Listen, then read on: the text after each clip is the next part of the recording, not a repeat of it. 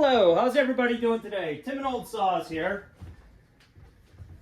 Doing a VanDeusen axe video. I've really never shown off any of my axes. Other people have on their channels. Dan from Back 40, he shows my axes a lot.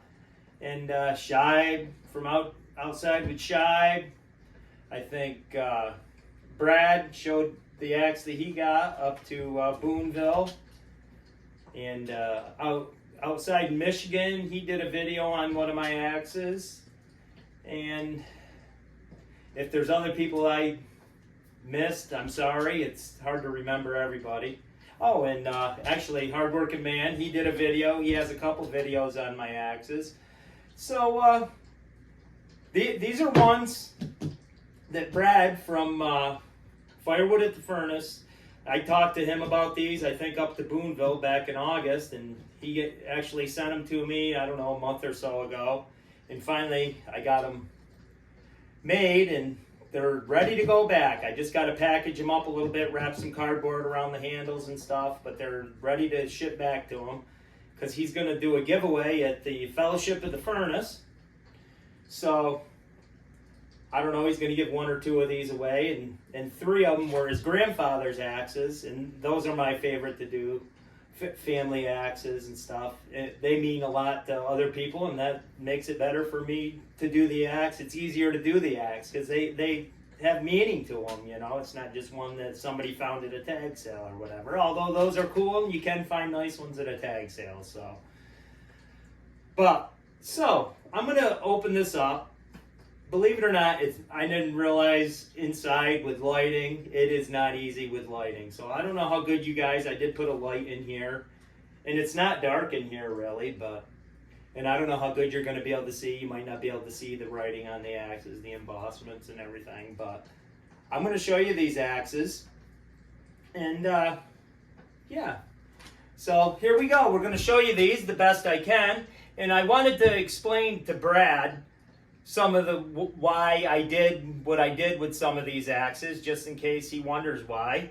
And he could, I guess I could have texted him or whatever, but I thought it would be neat to do it in this video. So let me take this lid off here. And this is the biggest box I've ever made. This is a double-decker box. I've shipped two boxes strapped together before to Dan. So here is one. This is a double bit that he sent me. This might be one of his giveaways. I'm not sure which one he's going to give away, but this is a Woodings. I don't know, it's got a little stamp here. It says US 95 or US 96. It's not very clear, but I don't know. I think they stamp their axes every year. I don't know. That's pretty cool if they did, but that axe came out pretty good. And this is my donation to Fellowship at the Furnace. I figured he's going to be doing splitting wood, so I'm going to donate a splitting maul, and he can give that away there. So that's what you can do with that, Brad. I know we didn't even talk about it, but I thought I'd throw that in the box. But this here is one of his grandfather's. It's a double bit, of course you can see that, but it's a True Temper Flint Edge Kelly Works. And it looks so good. I don't think it's ever been sharpened. If it has, very little. But I'm not even sure if it has or not. But I didn't even want to do the smallest edge. I just thought that looked so good without even, I mean, that looks good like that if you ask me. But if he ever wanted to sharpen it, he could sharpen it and use it. But he's probably going to hang that one up anyways. So that's that one. And this, I've never done this with one of these boxes, so I wasn't even sure how I was going to do this, but I made a double-decker box, so you lift that whole thing out like that. And I guess I probably put more work into my crates than you should, but I enjoy making the crates too. So, and this is the one, he's actually showed this one on his channel, and I just thought, it looked good on that short handle. I think that looks better than a long handle. He's probably not going to use that one either. That's the one that somebody gave him. I think it's powder coated, but I think that looks very good. And let's see, this is the other one that may be a giveaway axe. This is a True Temper. I think this is a wood slasher. They called this head a True Temper wood slasher, but it's just a regular old. That's one he started cleaning down, I think, and I just went over it with my wire brush. Came out pretty good, I think. 36-inch handle on that, and yeah. So what else? Oh, and here we go. This is the smaller one of his grandfather's. This is a Plum Victory, and this is an older head. I'm not sure on any of the years on these axe heads. I mean, I don't know that much about the years and stuff, but I did sharpen this with a file. It looks like somebody ground it with some kind of a grinder. I'm guessing with probably it almost looks like a slow speed, one of the manual grinders that actually did. But I took a file and just filed it. I think it fit all the other marks in it anyways, you know, and then I went over it with a stone lightly. But I thought that's what that axe should have for a sharpening job on it. It just looks like something they might have done back in the day when they used this axe. I mean, I think it came out good, and I hope Brad does too.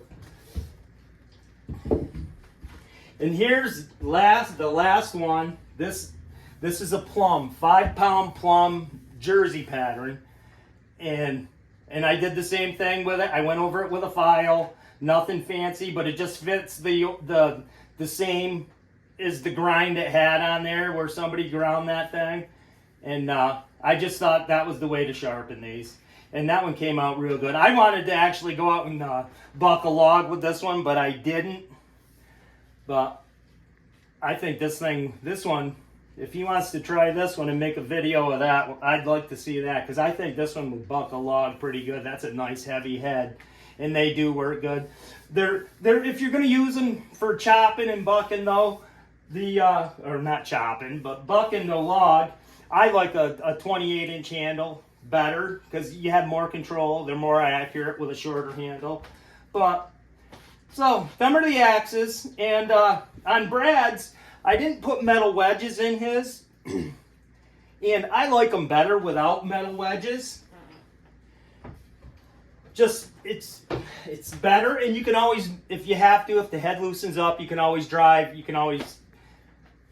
tap the end of the handle, tighten it up, and you can put a metal wedge in it. But for the ones I did for Boonville, we had so much rain here this spring and summer, and those axes I made, I had them in my car for like a month after I made them, and then I went to go try a couple, and the handles loosened up. So luckily I didn't put metal wedges in them, and I ended up doing it just before I went to Boonville. So so that's what I ended up doing with that, because they did loosen up. I was surprised that they loosened up like they did, but I tightened them all up before I went, and they should be fine. But yeah, so that's it. So, I mean, heads can loosen up. Nobody likes to see somebody's head loosen up, but they can. Geez, I should have taken a picture of what. Oh, I think I did take a picture of how these things go in here. That ain't the way either. It's like a puzzle.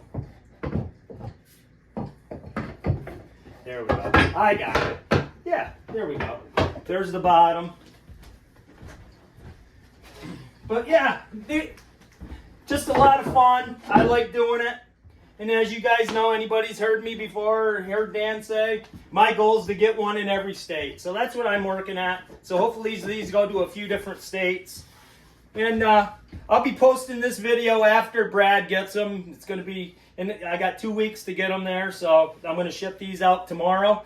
But I wanted to do a quick video and just show the axes and explain to Brad what I did on some of them, just because, and he would have some idea why I did what I did with them. So, thanks for watching, and until next time, hey, take care, and we'll see you. Thank you.